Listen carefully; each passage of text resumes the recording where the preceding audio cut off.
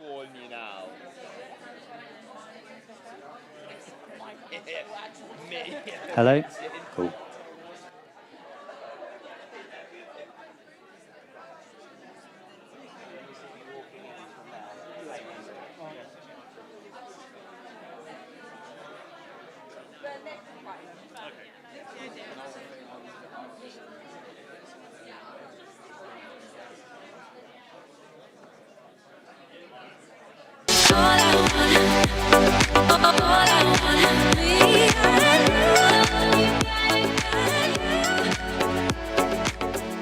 Welcome everybody to the Student Founder Showcase 24. This is my fourth one now I've done. My name's Tom Simmons, I'm Head of Student Enterprise here at the University of Southampton. So what does Student Enterprise do, for those who don't know? So we support students no matter what they want to do in terms of business, what kind of business they want to set up, we can support them. And we do that in a couple of different ways. One way is giving equity-free funding.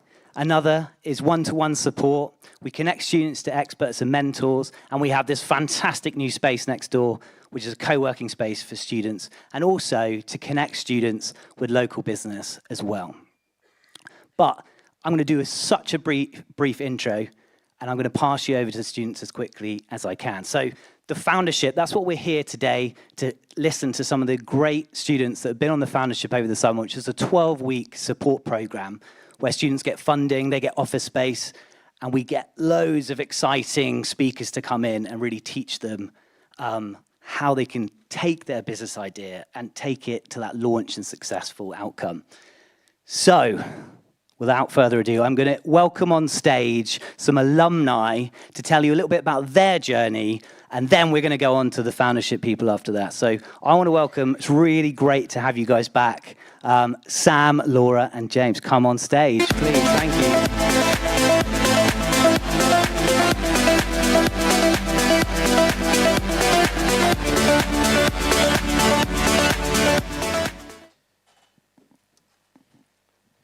So, hello, is this on? Yeah, it's on, cool. So, hello everybody, my name's Sam, as you've heard. I'm the CEO and co-founder of Data Revival. And at Data Revival, we exist to help chemical and pharmaceutical companies use a very specific type of data more effectively. So, we want them to be able to bring new products, new drugs to market for cheaper, faster, and more effectively. And an example of this type of data is this sort of handwritten lab notebook. There's tons of really interesting chemistry trapped on that page, and the Data Revival solution helps them liberate the page, put it into databases, make it searchable, and potentially train artificial intelligence or machine learning on that. And just to give you an idea of the scale of how much of this data is trapped, in Southampton University's chemistry department, there's almost 3,000 chemist years worth of work trapped in lab notebooks, sat in a cupboard, doing nothing more than really offering a fire risk. But how have I sort of got here to be talking to you, talking about the solution that we have and the problems that we're trying to solve? Well, I've pretty much been through every accelerator possible in the Southampton ecosystem. I started with the ICURE program, so this is the Innovation to Commercialization of University Research, and they make you take your idea and test it. They make you go and ask hundreds of companies, what is your problem and will you pay for a solution? And after I went through that and got some really good information, I then joined the amazing people at Future Worlds on their Future Worlds Founders cohort. These guys help you formulate your business into something that's potentially high growth and sort of deep tech, high tech stuff. And they really help you become the founder that you need to be to lead that forwards. At about the same time, I started working with the great people at Student Enterprise, and I learned a whole host of new skills whilst working with them guys and sort of connected into another network. And with that platform that I could stand on, that allowed me to take sort of one step out of the university and go to the Southampton Science Park and work with the great people at the Catalyst program. And they really hammer you to get a good business plan, good market validation plan, and all of that. And we really then could raise some Innovate UK grant money, and that really gave us that step up to be where I am today with a team of 6 people, multiple multinational clients, and setting up to raise some investment. But even with all that positivity, I think that the real value that all of these things bring are the people that you meet along the way. And so I'd like to just give you an example of what one of our clients will use or our clients will see when they interact with Data Revival. And this is something that they log on, they see every day, and I think it looks pretty good. And I would say that because it was actually built by James here and his team at Novatura. And so one of the most amazing things that this ecosystem does for us is it brings like-minded people together who are building businesses in the Southampton ecosystem. And I think that that's really cool. So thank you very much for listening. If anyone's got any questions or if there's any CEOs of pharmaceutical companies in the crowd, I'd love to talk to you afterwards. Brilliant. Thank you so much, Sam. Just before you hand over to Laura, maybe, obviously, you started your entrepreneurial journey a while ago and been through all these great programs. Given everything you've learnt over that process, what do you wish you'd known when you were just starting out? I think the main thing that I wish I'd known from the beginning is that it's going to sound so cliched and awful, but it's okay to take some time off. Like, have those things that you do in your week that are nothing to do with the work that you're doing so that you can get away from it all. Because often you come back and you've solved the problem that you've been stressing over. So yeah, make sure to have the time off, I think, is the big one. Yeah, I think a big learning for all the founders here would attest to. Fantastic, thank you. And Laura, let's hear about your journey to date.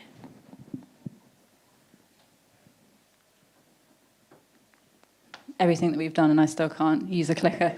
But anyway, so I'm Laura, and I'm the founder of Thymus, and Thymus is the first metacognition-centered app addressing stress and anxiety in high-performance work environments. But when I came to the foundership, it was an Etsy business, and I was selling journals. I also had no knowledge of business whatsoever, and not really anyone that I could talk to about it. And I didn't really have much confidence. I was doing an Etsy business, but I didn't really have the vision. It was very unclear, and I didn't know what the potential could be. By the end of it, I managed to expand from an Etsy business to an app. I had an understanding and a clear direction. I felt supported, and I was focused. Some of the support along the way, when I was thinking about this, I thought of really 3 key examples. So in terms of design, that was something that I learned at the foundership that I didn't really appreciate was so useful until later on in my journey, when actually it became very, very useful, and it helped me to build a brand, a product. I learned all sorts of skills, but the beginning of that started at the foundership. The idea. I remember a very prominent conversation that I had along my journey with a guest speaker, and that was what sparked that inspiration behind transforming something that was an Etsy business to an app. He helped me to see that actually there was far more potential and room for growth. And again, that started at the foundership. And another thing was the mentoring. So whilst I had this sort of idea to expand, I didn't know how I was going to do it. And it was the help of the team that allowed me to explore what would make that a reality. When I was thinking about all of the things that I've learned along the way, I think everyone will sort of have this idea that sometimes you're like, oh, maybe I'm a bit stagnant, or what have I actually done? And you sometimes have those moments of self-doubt. But as soon as I started writing, I couldn't stop writing. At different points during the foundership and along Future Worlds, I have gained so many skills. And when actually I look back, I realise that a lot of these are transferable skills. So things that, irrespective of whether or not your startup finishes or whether or not it becomes a success, these are all things that you can take into employment and into life, and that will serve you well. Thank you. One thing that I wanted to talk about was the power of diversity. So I mentioned that actually I had no contacts and I had no idea how to build a business. A lot of the time we hear, go to family and friends first for money and things like that. And in all honesty, that wasn't an option for me. But the foundership gave me the belief that in spite of all of that, I had the skills and the ability to learn the skills to build a successful business. Being part of the foundership and other student enterprise things, they give you access to people from all sorts of backgrounds with innovative ideas that can help you to grow and to expand your own vision. That's your slide. Fantastic. Thanks, Laura.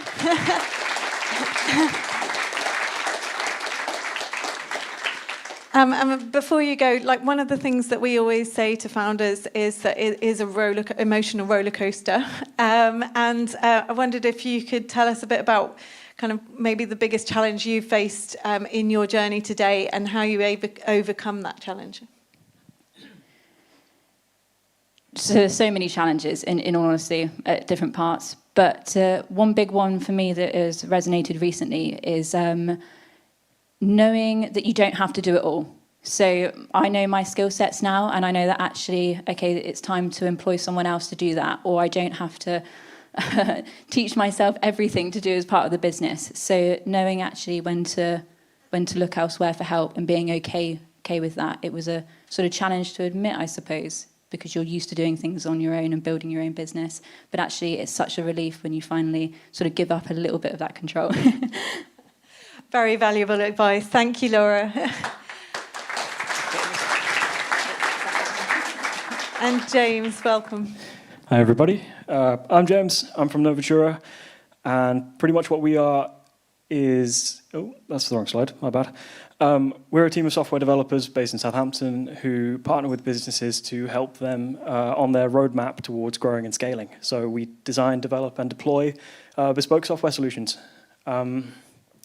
So we started about a year and 5 months ago, so June 2023, and we were 5 computer scientists from ECS.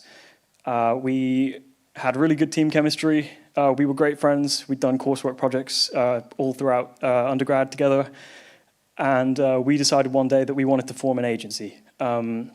So we did. We incorporated and then went straight into the foundership scheme because it was quite apparent that as 5 software engineers, we had no idea how to run a business. So that was the first point of value. It was the direction. We on the foundership scheme, they put us on the right track, kept us out of prison for tax fraud, etc., and just made sure that we had the foundation to go and move our operation forward properly. And on the way, it's been really good. So we went through the foundership scheme. We had access to the seed fund, which helped keep us afloat throughout the early days. Introduced us to this fantastic ecosystem that Southampton has.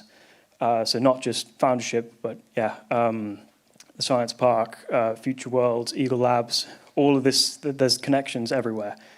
And it's given us some access to some really great opportunities, like being able to come here and speak, being able to work with some excellent student founders, being able to go to events such as VentureFest, or just, the opportunity to come back. I mean, there was an entrepreneurial marketing module I got invited back to speak to. Again, it's just a plethora of opportunities that you just kind of have to look and take.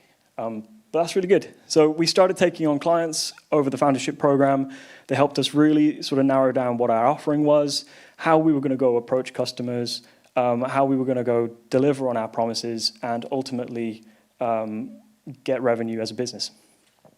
So now, to date, we've taken over 30 projects completed, and now we're at the Catalyst program at the Southampton Science Park, which Sam is an alumni of, and that is a great scheme. So we've got access to some world-class mentors, weekly programs where they run various workshops on some really, really practical elements that came as a surprise to me, because after a year or so, you'd think we had a bit more experience, but it's a complete change of pace on the Science Park. We were just blown away by some of the advice we were receiving. And that's sort of where we are today. So, I mean, it's been a great opportunity. And as I say, it started with taking the step with Student Enterprise. So, thanks for listening. Fantastic. Thanks, James. And I'm really excited that, you started off at June 2023 with your 5 ECS colleagues, and they're all here today, I believe, still working at Novatura. Yeah, they're at the back there. Give us a wave. Only 3 of them. One of them went home. Oh, one of them went home. Ah, Okay. boo. Boo. But given, I know that no journey is easy, and over the last 15 months or so, you've learnt lots along the way, and as I said before, it's got lots of ups and downs. If you wind back to June 2023, would you make the decision to start this again?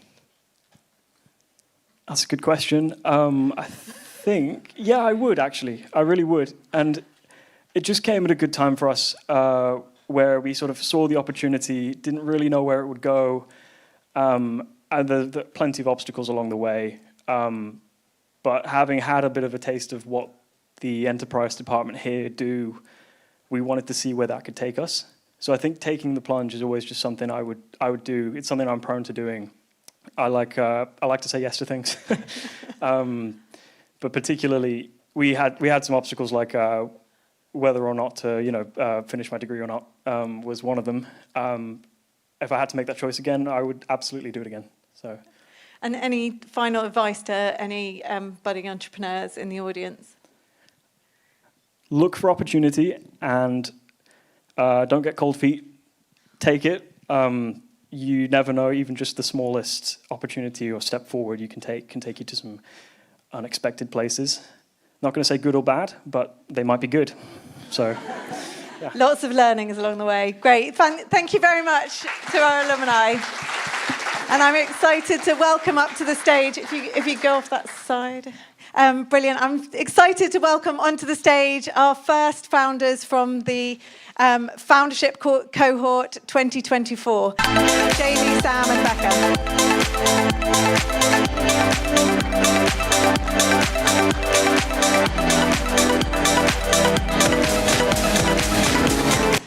Great, fantastic. And I'm going to start by asking you to introduce your business. Let's start with you, Jamie and Sam. Hello, everybody. My name's Jamie. And my name's Sam, and we're two of the co-founders at MyTender.io. MyTender.io powers proposal-led growth through augmented and optimized bid writing, unlocking greater revenue opportunities for businesses. So what does that mean? Well, I'm recognizing a few faces in here that rightly don't know what a tender is, so I'll quickly explain that. That's an intricate set of questions that is published by businesses to other businesses that are looking to be awarded work and bring revenue into their company. This process can take 3 to 6 weeks and is highly complex and time-consuming. It's coupled with the issues of high stress, high workload, and limiting revenue and growth.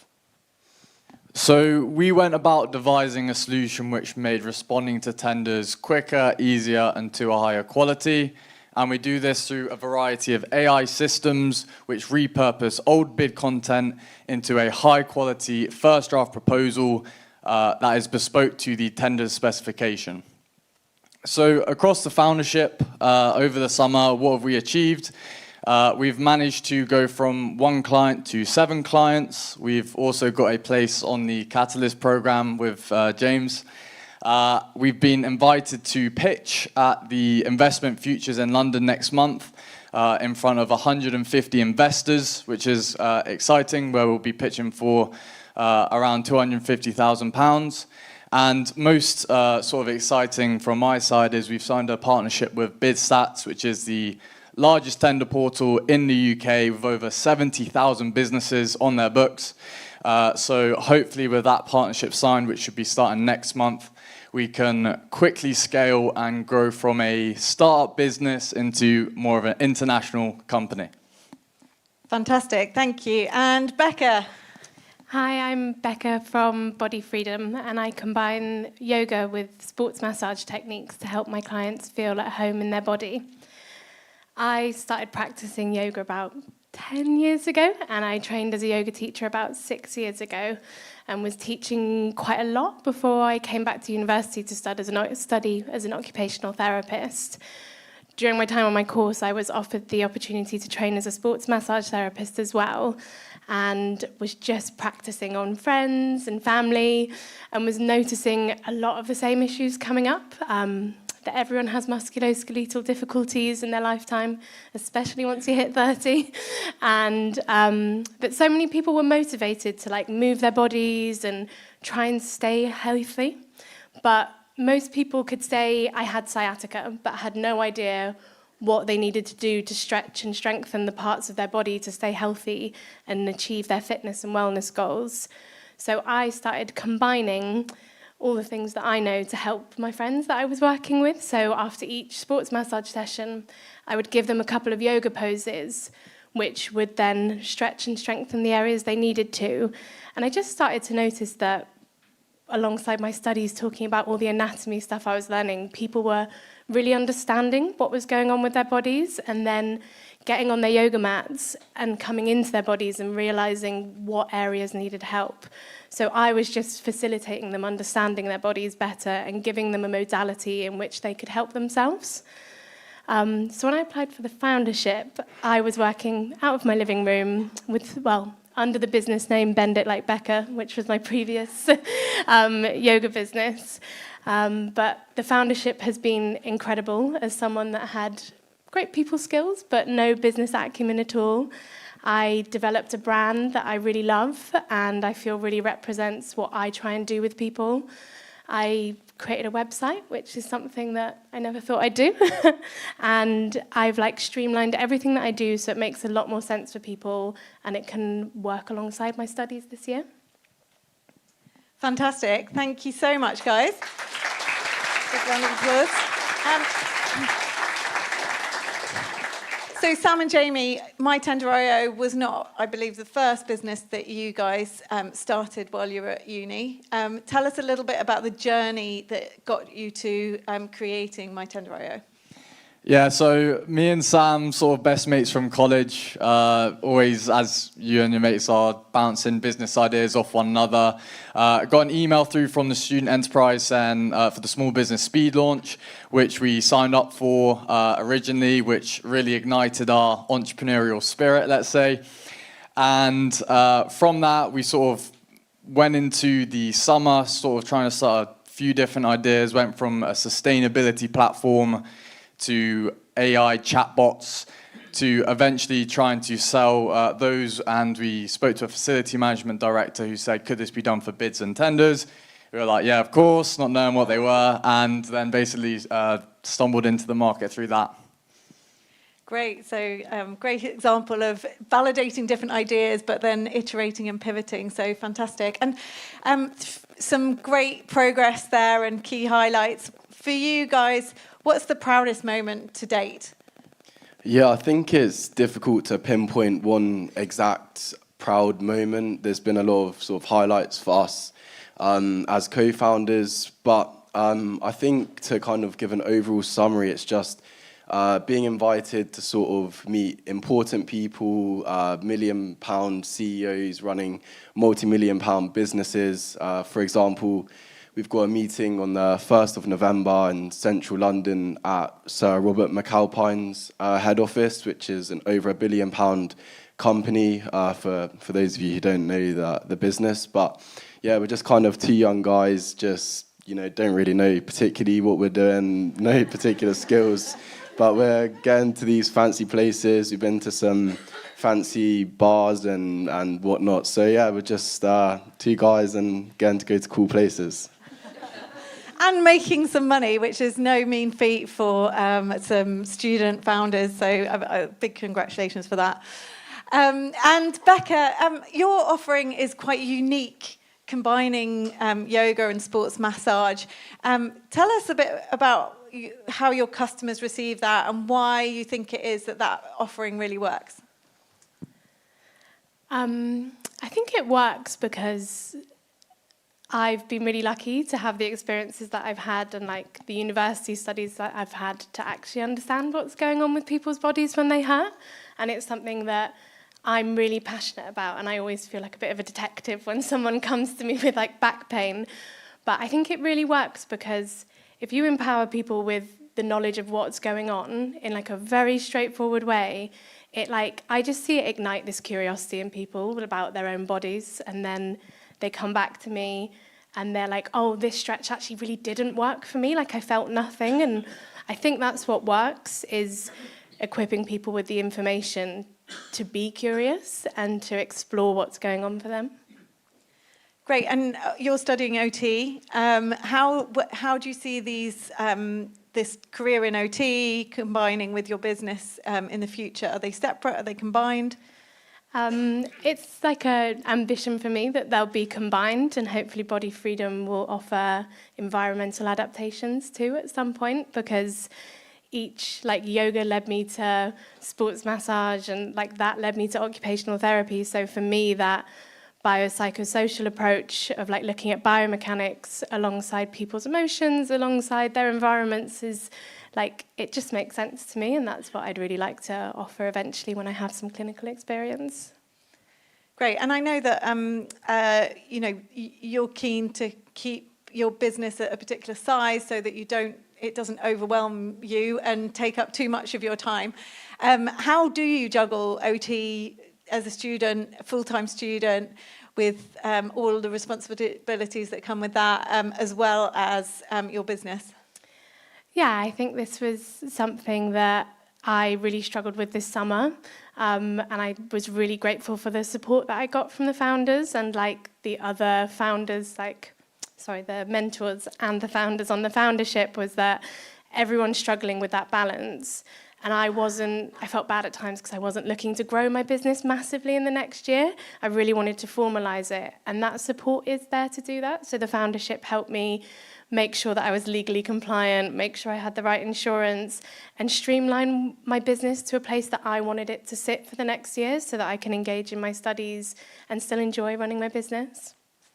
Great, and Sam and Jamie, I know that you've taken some time out of your studies to really focus on your business. Tell us a bit about that and how you've managed that transition between career and between the business and your education. Yeah, so I mean, about this time last year, we were both in our final years of business and economics. And then the business was gaining a lot of traction. We saw there was a great opportunity here that we could potentially seize, or at least give a go at seizing. So we had a difficult conversation with, shout out to Jamie's dad, who's here today, with our parents about potentially postponing for a year, finishing our degrees sort of a bit later than expected. But we did so, worked very hard, and kind of got the structure in place, the vehicle moving, so that we could kind of start our degrees back with a business that's actually functioning, generating revenue that can be reinvested for growth. As Jamie mentioned, we're now pitching for a sort of small investment, which will allow us to sort of employ some people, have them operate the business, which will free up a bit of our time so we can kind of focus on studies, getting that out of the way. And ultimately, hopefully, we'll set up a business that we can return to with a degree, and also set ourselves up a future that we can enjoy. Brilliant. A lovely example of taking a placement in your own business, but then going back to complete the studies. Fantastic. Before I say let these guys off the stage, any final messages for the audience? No, it's you. Sorry. Yeah, if you want to join our mission of driving growth and social value and economic growth into SMEs throughout England and the UK, and driving positive change, then make sure you refer us to anyone in your network, or put us onto some opportunities that might make sense. Also, just any friendly advice is always welcome. Fantastic. And Becca? Yeah, if anything I spoke about tonight is of interest to you, from like yoga to occupational therapy, please come and talk to me. Fantastic. A massive round of applause to Sam, Jamie and Becca. And I'm going to welcome up to the stage Patrick and Emma.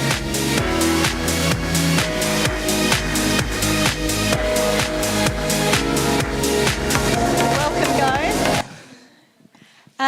Delighted to invite Emma and Patrick up to the stage to talk about their businesses. Emma, let's begin with you. Yeah, so hi everyone. I'm Emma, the founder of Supple, which is a digital health platform providing amateur athletes with evidence-based supplement information.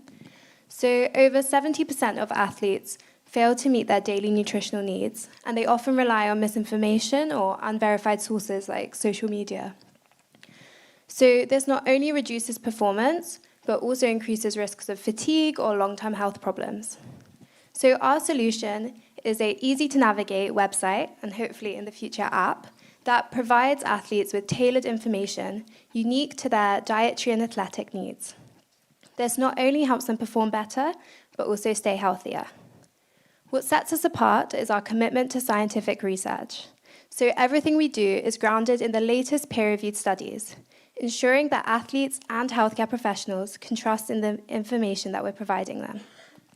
Since I started the business in July, I've expanded the team to 4 people, done thorough literature reviews, interviewed over 20 athletes, and created a group of over 40 users to test our prototype. So we're currently relaunching our website. So the next step is gathering feedback and then further refining our offering. Fantastic, thank you. And Patrick, tell us a bit about the Rip Bear. Hi everyone, my name is Patrick. I'm a co-founder of the Rip Bear. We're making protein taste good.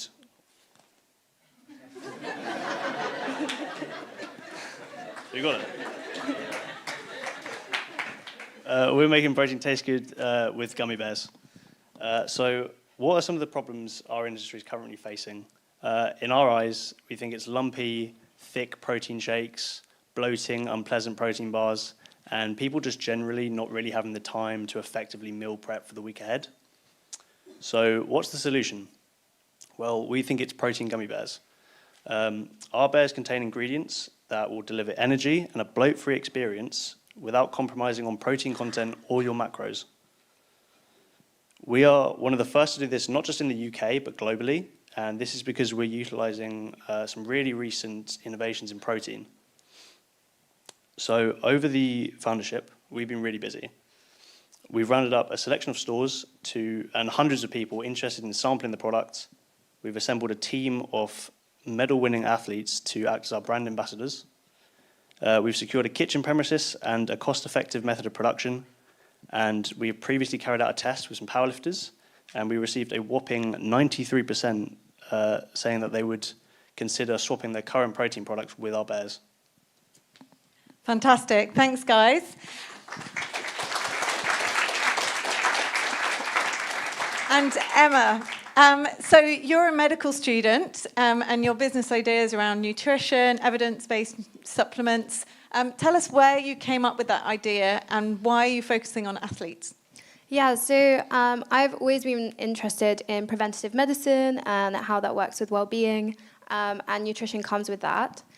Because everyone around me knows that that's what I'm interested in, they always come to me to ask for help. So my partner was doing an Ironman, some of my friends were doing triathlons last year, and they were all coming up saying, like, what should I take? Like, I'm seeing all this stuff on social media about different types of supplements, and then I walk into a supplement shop and I'm so confused.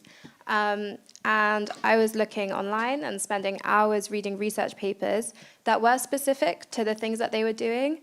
So there's loads of research papers about, let's say, marathons and triathlons and Ironmans and about what people should be taking. It's just that it's hidden by so much like scientific jargon that's really difficult to understand. So that's how I came up with the idea, because I knew that was a way to help people achieve better.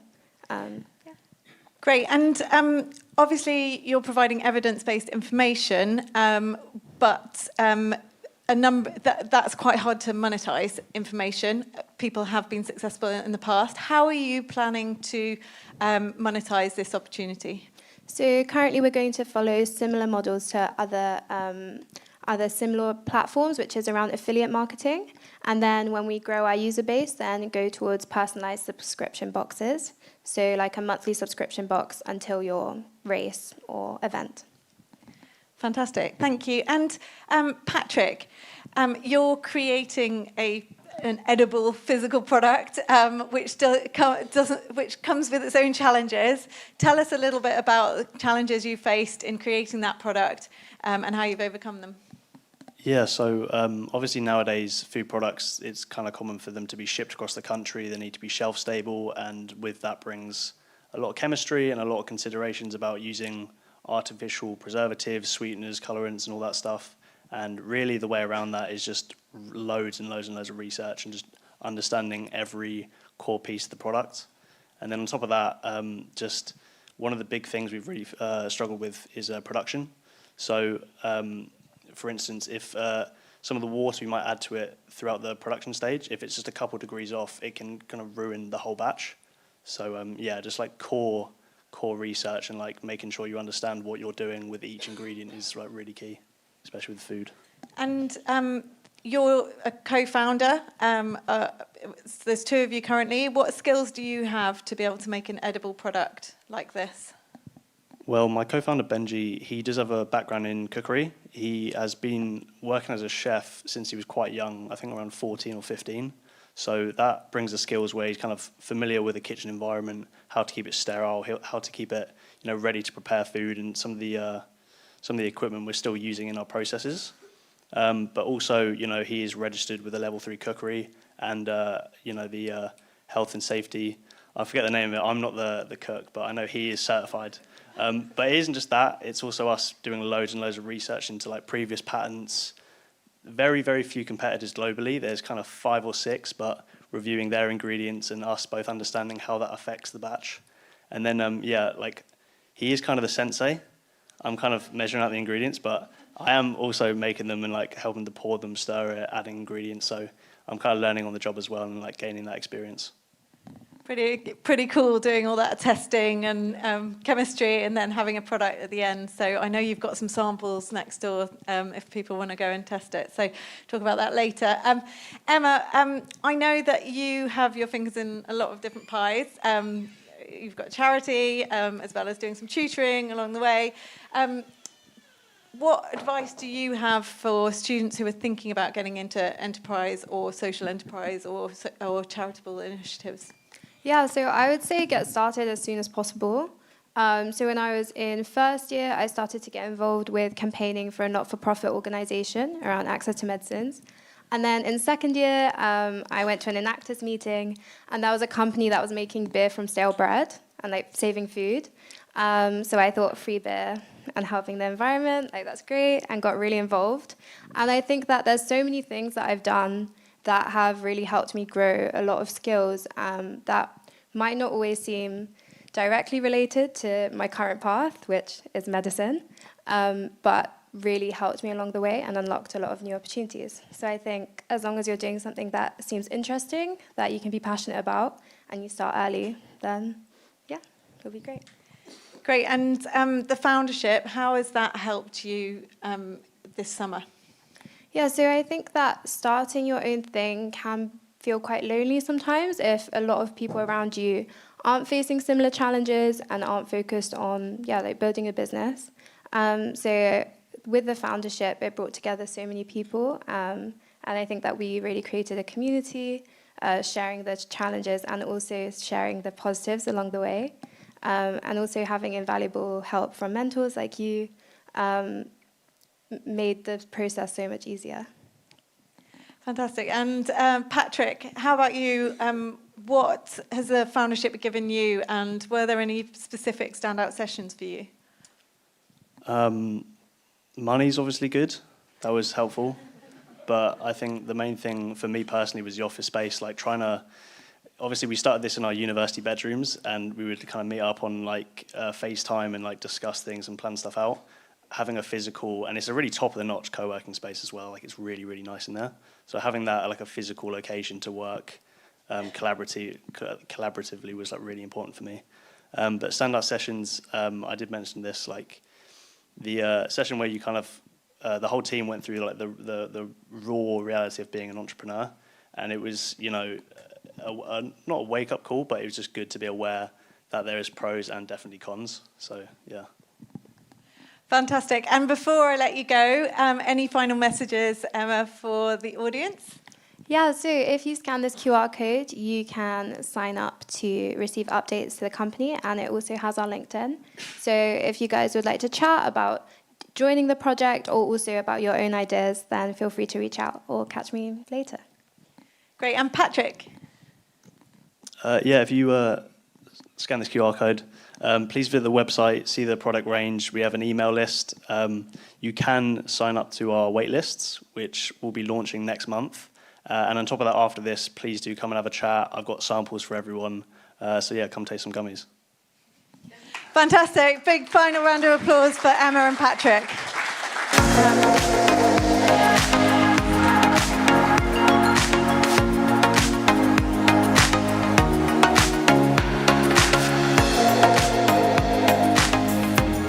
welcome to the stage, Lois, Megan, and Britt. Again, why don't you introduce your businesses? Let's start with you, Lois. Hi guys, I'm Lois from Snow East Maps. I create epic battle maps and ready-to-run sessions for Dungeons & Dragons. You might be thinking, what is Dungeons & Dragons, some of you? Dungeons & Dragons, in essence, is storytelling. So you have the Dungeon Master, the DM, who is in charge of this whole story. And you also have the players, who are the main characters in the story. So you might be thinking, what's the problem? It's a hobby. Well, for me and many others, it's burnout. I used to spend more than 10 hours a week obsessively collecting maps, music, monsters, etc., in order to run just a single session, which might just be 3 hours a week. For me and many others, so for me it was my studies, and for others a full-time job, it was really hard to keep on top of it. And for me, it led to burnout, and for others, a sort of hatred for the hobby. I do have a sort of solution to this, though. I have been making ready-to-play sessions, so you grab one single download link, and it has everything that you need to run a session for your campaign. And yeah, so focusing on fun rather than stress. This summer, I have also been focusing on techniques in order to boost my business. I have learned so much from this. I have gone from 40 to 140 paid members, raised more than £3,500 on Kickstarter, and also had a TikTok war with Britt. Here's how it went.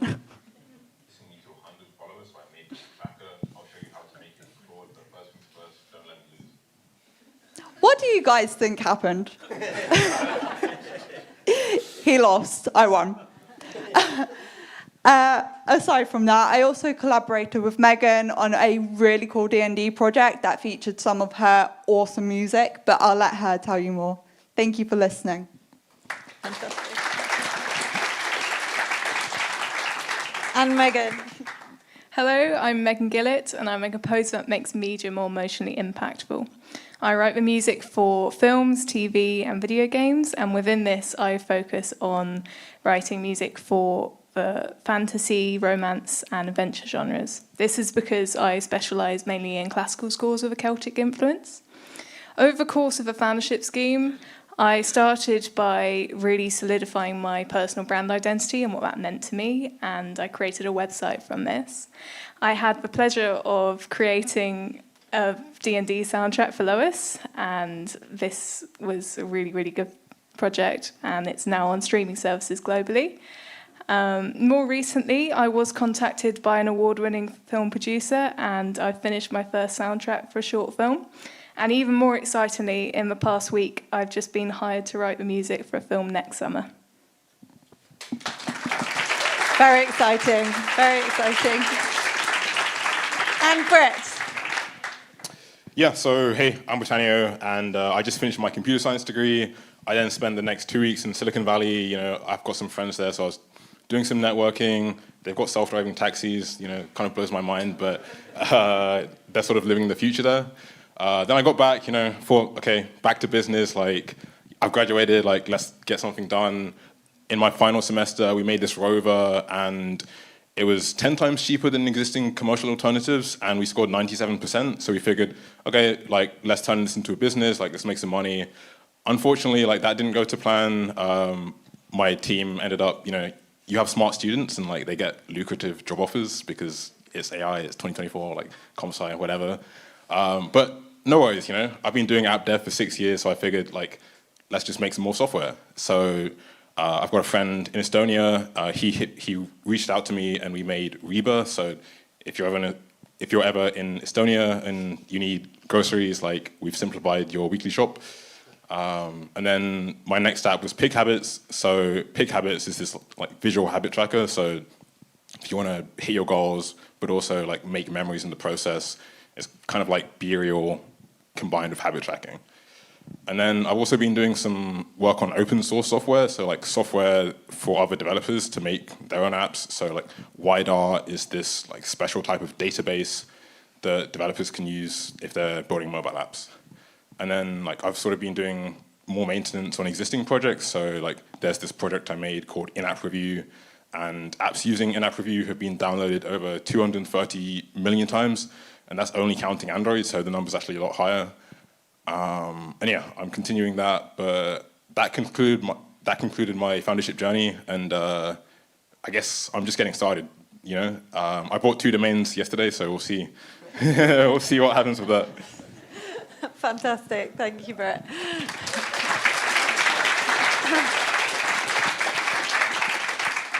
Brilliant. And Lois, if, like me in the audience, you don't know what D&D is, tell us a bit more about it, but also like how big it is. I think this will blow your mind.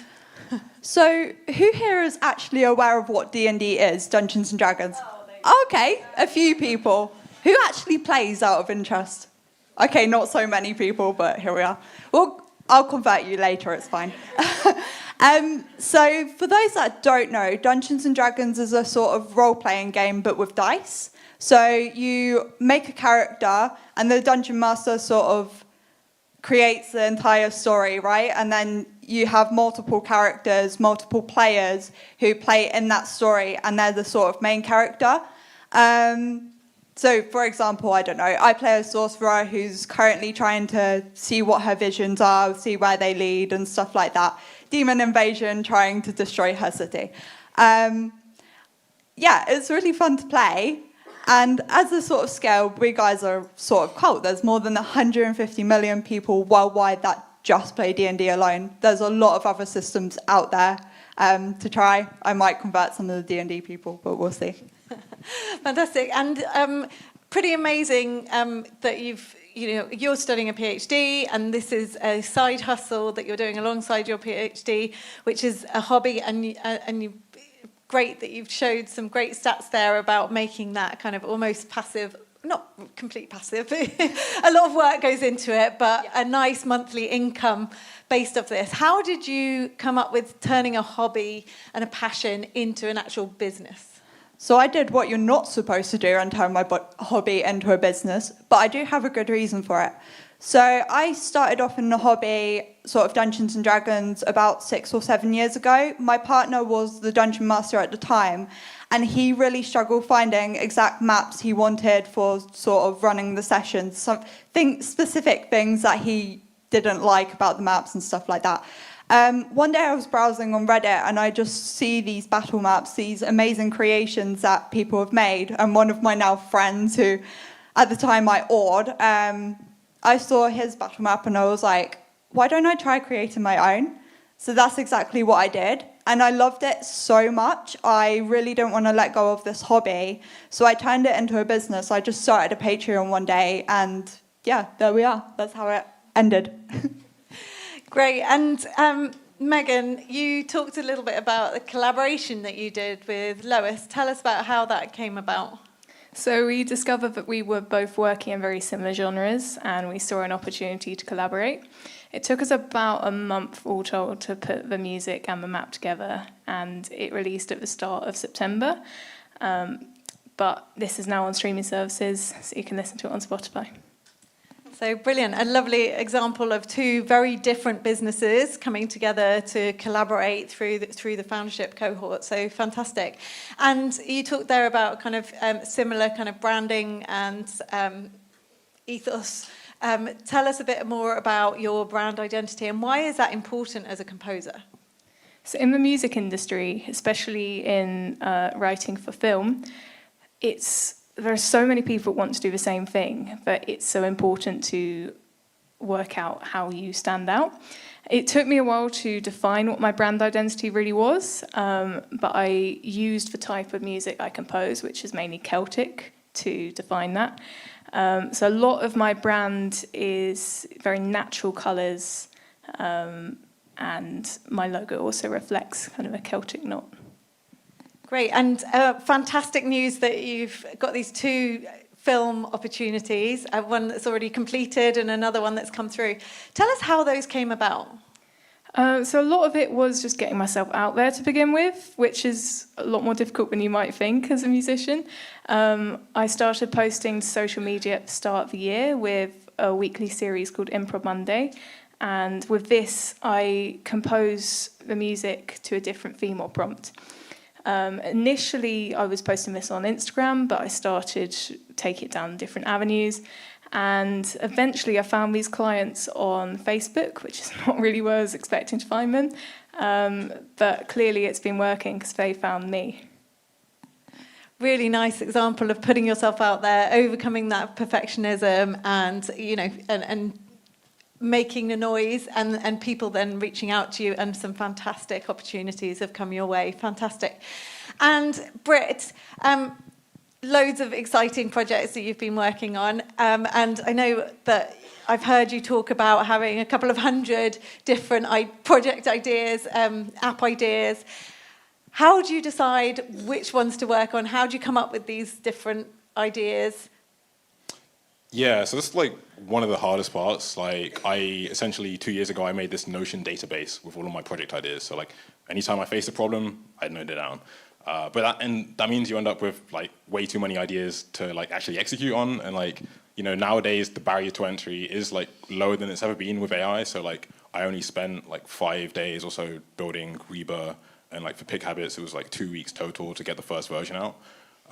But nonetheless, like you still need some prioritization. So like I tried to focus on like real problems that I faced and like my friends have faced, and yeah, the sort of commercial aspect for my newer projects as well is important because, you know, I've graduated, I want this to be sustainable, which means it needs to make money.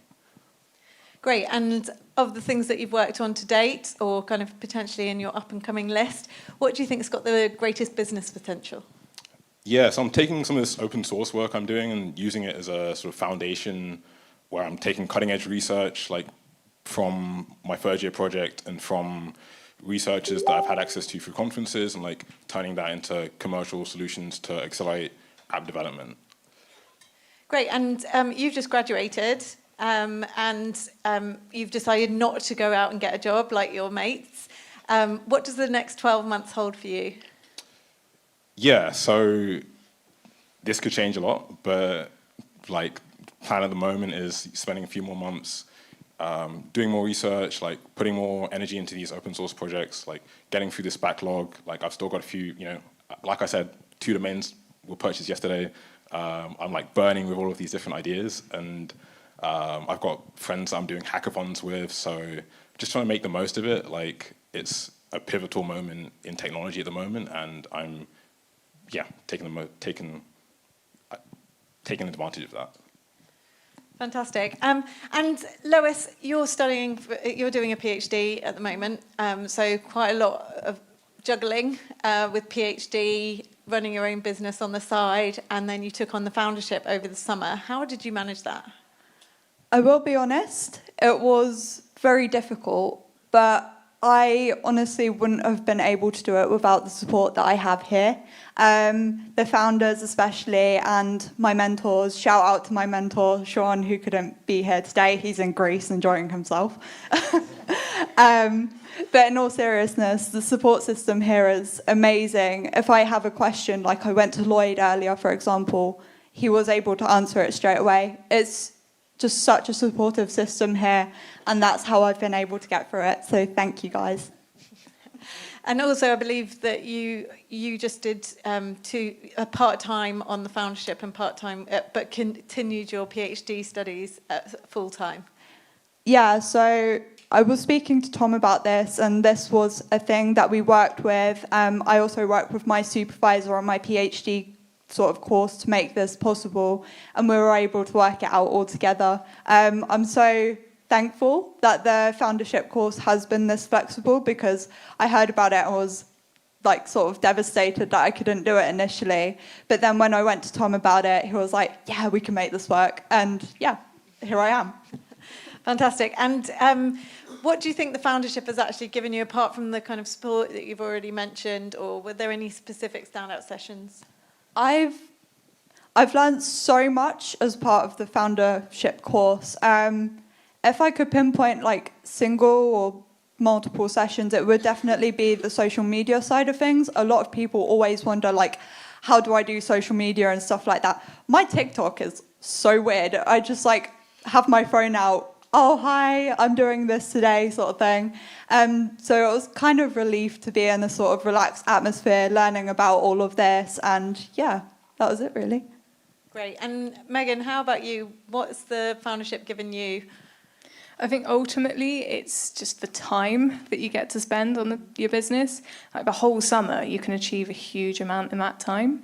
But I also learned a huge amount about networking, since this is so crucial in my industry. I mean, there's a reason why people say it's who you know, not necessarily what you know. Fantastic. And Britt, for any budding entrepreneurs out there today, any last final bits of advice that you'd like to give them? Yeah, I'd say like 2 pieces of advice. Like number one, like don't take advice from people that you don't want to be in their footsteps, I guess. But like number 2 is read Paul Graham. Paul Graham, he's like one of the co-founders of Y Combinator, and he's been sort of one of the most influential people for my journey, where like I've been reading his essays and taking that advice to action. So like, for example, listing one of my project ideas, like you just ask this one question, which is like, what do you wish someone would make for you? Like, what do you wish, like, you know, something, like, what's something that you and your friends want? Like, that question on its own is like worth a ton. But I'd also say, like, as a third and final point, like, Southampton has so much to offer between the student enterprise, between Future Worlds, and all of the people here. Like, I'm sure all of you, I've spoken to a few people and they're already working on businesses, like getting started, and yeah, just keep that up. Fantastic. Great. And before I let these guys go, time to get out your phones again. Any final messages for the audience, Lois? Scan the QR code. I don't know where it is, but when it comes up, Clicker's broken. This is very important because I need you guys to keep following me so that I can stay ahead of Britt, if that makes sense. Or not. Sorry, Britt. Do what you wish. Yeah, so if you scan the QR code, that will take you straight to my TikTok page. You can learn more about being, like, what I do behind the scenes of being a content creator and stuff like that, all the highs, the lows, the weird things that happen on a sort of daily basis. Also, if you play D&D or are interested, feel free to talk to me afterwards. I did bring in a couple of my cool products that if you guys want to have a look at, feel free to. Fab. And Megan? So you can scan the QR code to connect with me on LinkedIn. You may have seen already there are a few QR codes around the junction next door, and you can submit your prompts for Improv Monday, and I might choose your idea and use it. And lastly, do come and have a chat with me afterwards. I would definitely recommend following her on LinkedIn to listen to some of her music on that Improv Monday. So I really enjoy those sessions. And Britt, final message for the audience.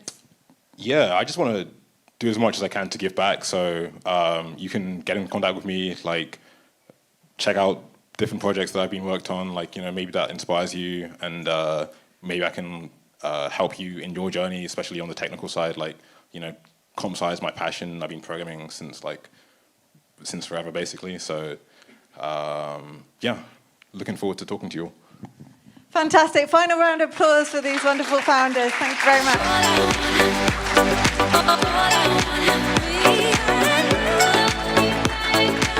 So thank you all so much. There's so many inspiring stories there from so many great founders. So I'm just going to wrap a few things that you should look out for, and then we're going to head out of this room. So everyone on this side, when we're done, head out this way down the corridor. There's a bar at the back. And everyone on this side, head to the junction. There's a bar there, okay? Lots of space.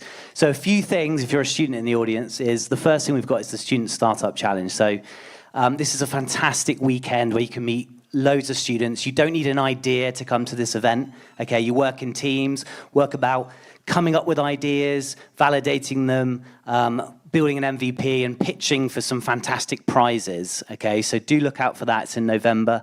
Everything you can find of what we do will be at thejunction.info if you want to find anything. Lloyd, next slide, please. Back one. So Future Worlds also have a startup bootcamp, okay? Another fantastic kind of 2-day event where you can really dive into what does it mean to do a big scalable tech startup, okay? And there's lovely Sam's face again. We like to use them. So next slide.